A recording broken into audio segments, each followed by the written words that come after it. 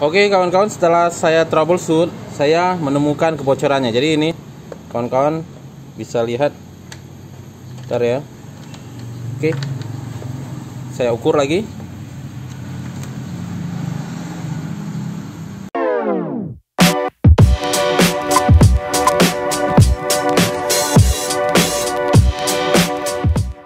Assalamualaikum warahmatullahi wabarakatuh. Kawan-kawan, kali ini saya akan sharing ya cara mengecek kebocoran pada aki mobil kita. Jadi aki mobil kita itu kadang kita bingung kok lama mobil nggak dinyalain drop gitu, baru 5 hari drop atau baru 3 hari drop. Nah itu bisa disebabkan dua sebab. Pertama karena memang akinya udah soak. Jadi aki itu ada namanya daya simpan ya, atau kapasitas penyimpanannya. Bisa jadi kayak kapasitas penyimpanannya itu nggak full lagi gitu. Misalnya baterainya 35 Ah, tapi dia nggak bisa nyimpan lagi 10 seperti itu. Mungkin kapasitasnya tinggal 50%-nya, bisa seperti itu juga. Kemudian aki juga kalau udah soak dia ada self discharge. Self discharge itu dia bisa kosong sendiri walaupun nggak dipakai gitu. Nah, penyebab lainnya selain memang dari baterainya bisa jadi karena ada konslet atau kebocoran arus pada mobil. Nah, kebocoran arus pada mobil itu kalau normalnya ya sekitar 0,03 ampere ya, normalnya sekitar 0,03 ampere. Atau maksimum di 0,05 ampere. Ini bisa dikatakan normalnya, tergantung dari ECU-nya, beban ECU kan beda-beda tiap mobil. Cuman ya segini ini masih wajar lah gitu. Jadi dengan begini ini hanya bebannya sekitar ECU. Ini ECU kan pasti on terus sama alarm. Nah, kita katakanlah kita nggak nambah sistem audio atau apa ya. Nah, ini ada angka wajar, maksimum di 0,03 ampere. Nah, sekarang bagaimana kita ngitungnya? Dengan kebocoran seperti ini, mobil kita mampu bertahan berapa lama gitu. Itu bisa kita hitung. Kita lihat kapasitas aki kita berapa, misalnya 35 ampere hours. Ya. Kemudian dibagi kebocorannya. Misalnya kebocorannya 0,05 ampere, ya kan? Ampere-ampernya coret, tinggal 35 bagi 0,05 sama dengan berapa, bisa kita hitung. Dapatnya 35 kali 2 aja ya, berarti 700 hours. Jadi 700 jam. Jadi ini 35 Ah, ampere hours, ini kapasitas aki dibagi kebocoran arus ampere, dapatnya 700 hours. 700 jam dibagi 24 jam sehari. Jadi mobil kita mampu bertahan 29 hari tanpa dinyalakan gitu. Ini dengan catatan kondisi aki kita bagus, kapasitas 100%. Jadi memang benar-benar full terisi, dan memang kita isi full. Sebelumnya kita isi full. Jadi memang benar-benar 35 Ah gitu. Nah, ini bisa juga ya gini ya, 35 Ah jadi mampu bertahan 29 hari. Tapi ini 29 hari ini kondisi akinya benar-benar drop, nggak bisa di starter sama sekali. Jadi kita harus kasih save lah sekitar 10 hari lah katakanlah. Jadi di hari ke-19 sebaiknya mobil dihidupkan, dinyalakan supaya baterainya ngisi lagi gitu. Karena kalau lewat dari itu bisa jadi udah berat tuh starternya. Jadi gitu ya. Jadi setiap 19 hari kalau mobil nggak dipakai sama sekali ya dinyalain untuk ngisi, dan yakinkan ngisinya sampai full.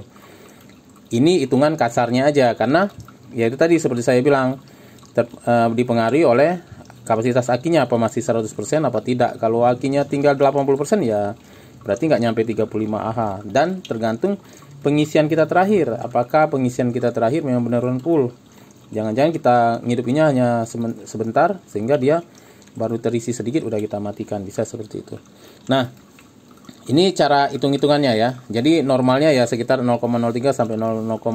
Kalau lebih kecil dari ini lebih bagus, berarti lebih lama lagi dia bisa bertahan. Nah, cara ngukurnya seperti apa? Nanti kita akan praktekkan. Jadi yang harus kita pahami, kita punya multimeter seperti ini ya. Kita lihat, kita yakinkan ini switch-nya ke kondisi ini ya. Bentar ya. Oke.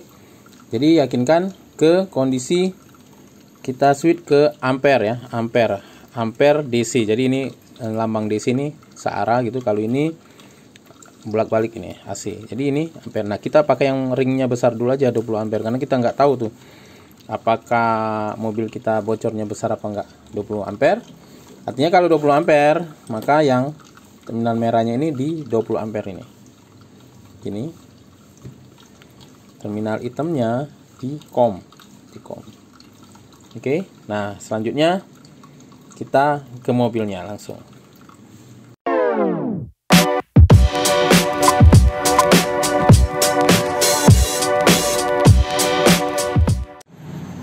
Oke, pertama-tama kita buka kutub negatif ya. Kutub negatifnya ini pakai kunci 10 mm. 10 mm ya. Oke.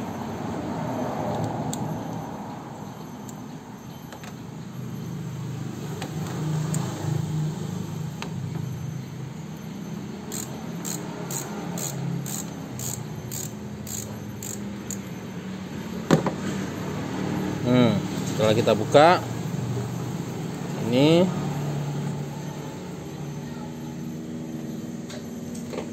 ingat konfigurasinya seperti yang kita sudah setel tadi, di 20, ininya di 20. Jadi kita pakai range tertinggi dulu aja. Kita nyalakan. Oke. Nah, yang merah kita taruh sini. Sebenarnya kebalik nggak apa-apa, nanti dia nunjukin angka minus kalau kebalik. Nah, yang negatif ke sini. Biarin sampai angkanya mantap ya. Dia akan kelihatan tuh kebocoran akinya.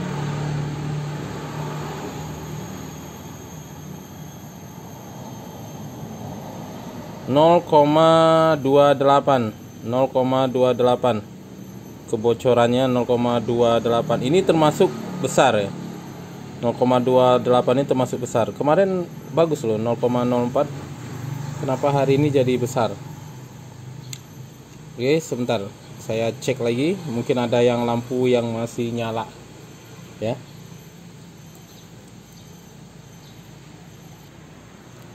Nah, kawan-kawan, seperti yang dilihat, mobil saya ini tadi masih ada lampu yang nyala, tapi ini setelah saya cek kebocorannya di 0,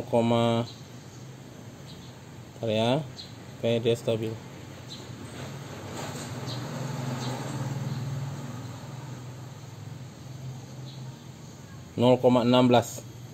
Kebocorannya di 0,16. Kalau saya lihat ini ya, ada percikan api loh.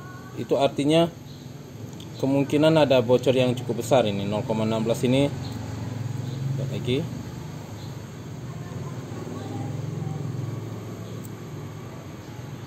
Sampai benar-benar dia turun ini stabil.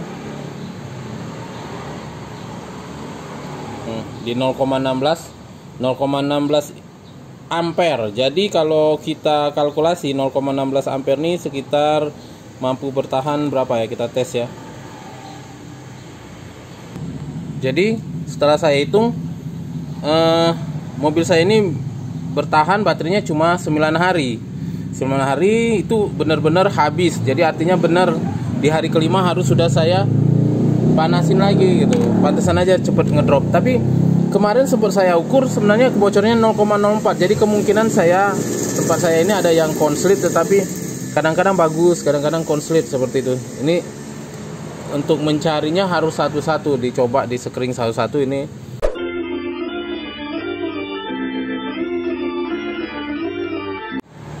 Oke kawan-kawan, setelah saya troubleshoot, saya menemukan kebocorannya. Jadi ini kawan-kawan bisa lihat. Bentar ya.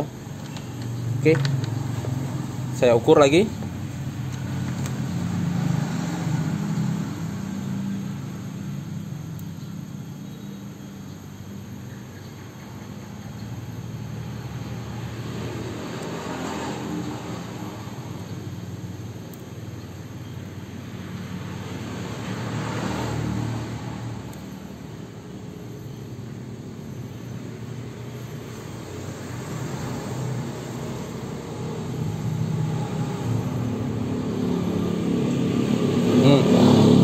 Kebocorannya hanya 0,04.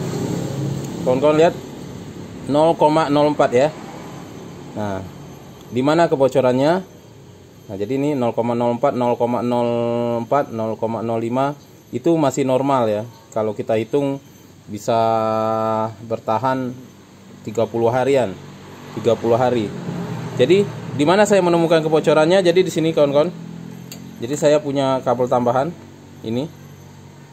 Kabel tambahannya saya ini setelah saya lepas langsung turun. Jadi saya akan cek kabel tambahan saya ini sebenarnya menuju ke relay. Nah, kemungkinan di internal relaynya itu ada yang menyebabkan konsleting. Padahal udah saya lepas tuh, relaynya udah saya lepas. Jadi kemungkinan basah di soketnya ini bisa menyebabkan konsleting tuh. Ada basah di dalam soketnya. Karena kadang-kadang bagus tuh. Kemarin saya waktu ukur bagus, nggak ada kebocoran. Padahal semuanya terpasang. Tapi hari ini kelihatan ada kebocoran. Jadi kemungkinan basah di relaynya itu karena habis sebagai hujan-hujan. Jadi kalau relaynya ini terhubung dengan negatifnya di dalam internalnya sendiri gitu, di soketnya itu bisa menyebabkan kebocoran. Itu aja sharingnya kawan-kawan. Kalau seandainya yang punya kawan-kawan bagus, nggak ada kebocoran, tapi cepet drop, kemungkinan memang akinya rusak. Tapi kalau dicek ada kebocoran, ya itulah yang menyebabkan akinya cepet swak. Jadi sebelum akan memutuskan untuk membeli aki, sebaiknya cek dulu gitu. Cek dulu apa masalah di mobil Anda. Jangan sampai udah beli aki, ternyata masih aja tuh, ternyata bukan aki masalahnya, ternyata memang ada yang konslet gitu, kan rugi tuh. Udah beli aki mahal-mahal, masalahnya nggak teratasi gitu. Jadi lebih baik cek dulu, pastiin bahwa nggak ada konslet, baru kita ganti akinya. Itu aja sharing saya, semoga bermanfaat kawan-kawan. Itu aja, assalamualaikum warahmatullahi wabarakatuh.